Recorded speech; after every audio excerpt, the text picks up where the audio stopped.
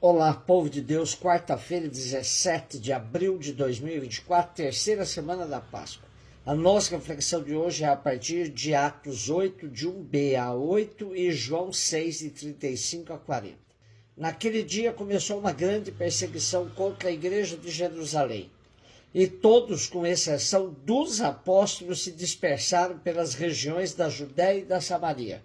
Algumas pessoas piedosas sepultaram Estevão e observaram grande luto por causa dele. Saulo, porém, devastava a igreja, entrava nas casas e arrastava para fora homens e mulheres para atirá-los na prisão. Entretanto, aqueles que se tinham dispersado iam por toda parte pregando a palavra. Filipe desceu a uma cidade da Samaria e anunciou-lhes o Cristo. As multidões seguiam com atenção as coisas que Filipe dizia, e todos unânimes o escutavam, pois viam os milagres que ele fazia. De muitos possessos saíam os espíritos maus, dando grandes gritos. Numerosos paralíticos e aleijados foram também curados. Era grande alegria naquela cidade. A diáspora, ou seja, a dispersão, é uma marca também dos primeiros cristãos e, graças a ela, a Boa Nova se espalhou grandemente.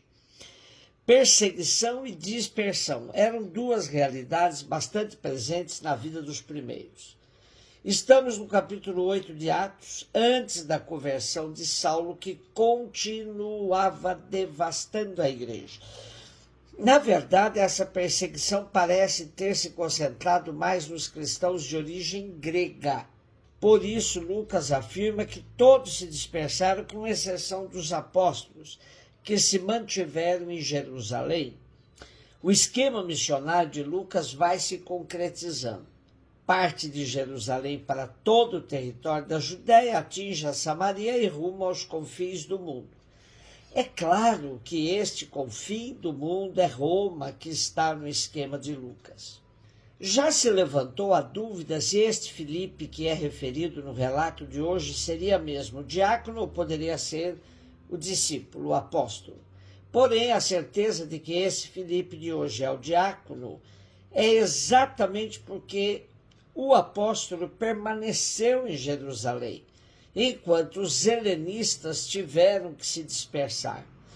E como aconteceu com Estevão, agora é outro diácono, Filipe, escolhido para servir às mesas das viúvas, que se apresenta como anunciador da palavra. Perseguido, mas firme e convicto na sua missão.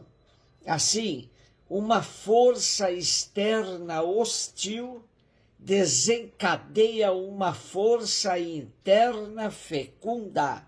Filipe se estabelece por algum tempo em alguma cidade da Samaria e seu ministério aí é muito profícuo, cheio de milagres que assombram, atraem e alegram o povo.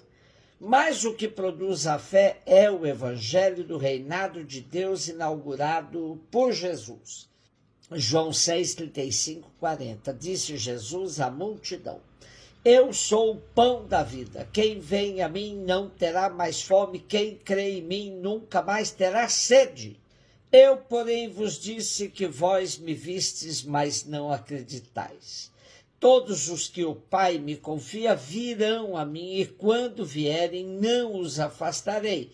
Pois eu desci do céu não para fazer a minha vontade, mas a vontade daquele que me enviou. E esta é a vontade daquele que me enviou, que eu não perca nenhum daqueles que ele me deu, mas os ressuscite no último dia. Pois esta é a vontade do meu Pai, que toda pessoa que vê o Filho e nele crê tenha a vida eterna. E eu o ressuscitarei no último dia. Continuamos no contexto do discurso sobre o pão da vida do capítulo eucarístico de João. Comer e beber são duas necessidades vitais e Jesus se apresenta como o pão que mata a fome e como a fonte que sacia toda a sede. Ora, Jesus está afirmando que quem a ele adere tem suas necessidades vitais totalmente resolvidas É possível viver de Jesus. A articulação comida e bebida indica a realidade eucarística, pois Jesus toma uma refeição como fonte eterna de memorização de sua presença entre os que creem. Ver e crer aqui tem valor similar. Por isso, Jesus afirma: eu vos disse que vós me vistes, mas não acreditais. Então, eles viram o milagre, mas não conseguiram dar o passo seguinte, isto é, acreditar na pessoa de Jesus. É o olhar superficial que não penetra na realidade. Ainda temos um passo mais significativo adiante: ver, crer e ressuscitar. Ver Jesus, nele crer, é possuir a vida eterna. Esse é o caminho do verdadeiro discípulo de Jesus proposto por João. E Jesus assume como missão que lhe foi dada pelo Pai: favorecer que todos que entrem nesse caminho para que ninguém se perca. A vontade do Pai é que todos sejam salvos e que sejam por ele ressuscitados no último dia. Assim o ciclo fica completo, porque não há salvação sem a ressurreição. Aderir a Jesus e ao seu projeto é a única maneira que temos de alcançar a vida eterna. Interessante associarmos o hábito alimentar com a antropologia. O que se come, como se come, quando se come, podem se constituir em elementos significativos de identidade de um povo. Na cultura judaica do tempo de Jesus, pão, peixe, vinho eram comuns. E Jesus eterniza uma refeição como símbolo de sua presença permanente na vida daqueles que aderem ao seu projeto.